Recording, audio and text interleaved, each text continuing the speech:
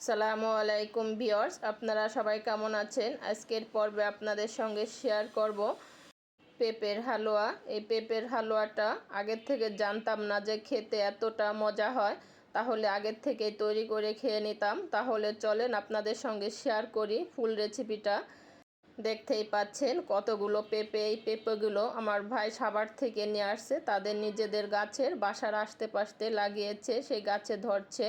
আমি একটা পেঁপে নিয়েছি, পেঁপের অর্ধেকটা নিয়েছি, নিয়ে ভালো করে ছুলে ধুয়ে নিয়েছি।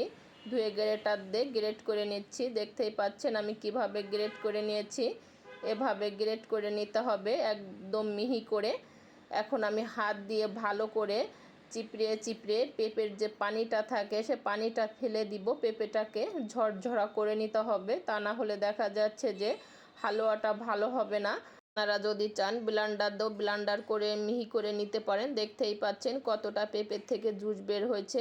আমি একটা প্যান নিয়েছি, প্যানে দিয়ে দিচ্ছি 1 টিস্পুন করে 2 টিস্পুন ঘি। আপনারা যদি চান বাটারও ব্যবহার করতে পারেন। এখন দিচ্ছি আমি কিছু কিশমিশ, 4-5টা এলাচ, 2টা দারচিনির টুকরা, আর দিচ্ছি একটা তেজপাতা।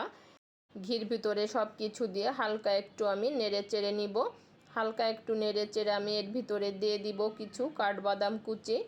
আপনারা যদি চান অন্য বাদামও দিতে পারেন। বাদামটা দিয়ে আমি হালকা আর একটু নেড়ে চেড়ে নিব। এখন আমি ঘির ভিতরে দিয়ে দিচ্ছি সেই পেঁপেগুলো দেখতেই পাচ্ছেন কতটা ঝরঝরা হয়েছে। পানিটা ফেলে দিলে চিপিয়ে অনেকটা ঝরঝরা হয়ে যায়। আর দিচ্ছি আমি পেঁপের ভিতরে 1 টিস্পুন চিনি। চিনিটা একটু কম দিচ্ছি যেহেতু পেঁপেটা অনেকটা মিষ্টি, এই জন্য চিনি দিয়ে পেঁপেটাকে আমি হালকা একটু নেড়ে চেড়ে মিশিয়ে নিচ্ছি। হালকা একটু নেড়ে চেড়ে মিশিয়ে নিতে হবে। আর খেয়াল রাখতে হবে জালটা একবারে মিডিয়াম টু লোতে দিতে হবে, হাই স্পিডে দেওয়া যাবে না।